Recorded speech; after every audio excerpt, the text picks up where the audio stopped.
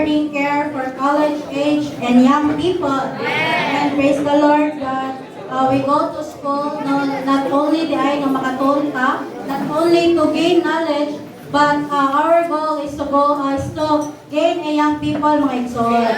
And salamat sa Ginoo nga gipakitaan ta diri ang mga igsoon ba nga gipakitaan ta diri nga sa ato day pagpangatiman nga nila na ginaang pugtong kaagi mo gid ang manata diha sa Dios ng gugma, mga igsoon.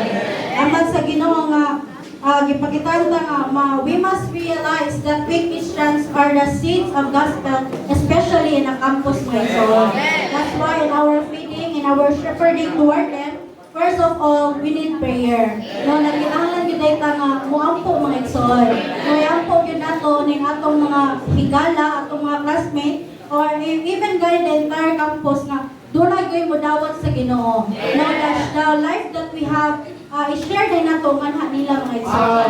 And thank the Lord nga pagkitaan ta diri not only lang pud nga i-feed nato sila through word, through pulong, kundi mag-feed po ta nila into physical food, mga igsoon.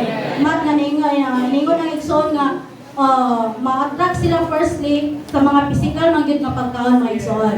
Not only mabusog into spiritual food, but also mabusog po sila physically into physical food, mga igsoon.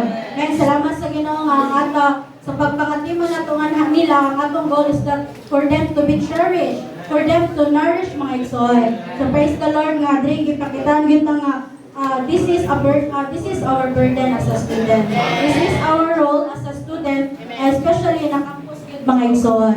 And so praise the Lord nga so pag-bear nining responsibility, we need to be open toward the Lord. Empty to the Lord, consecrate ourselves to the Lord. Amen.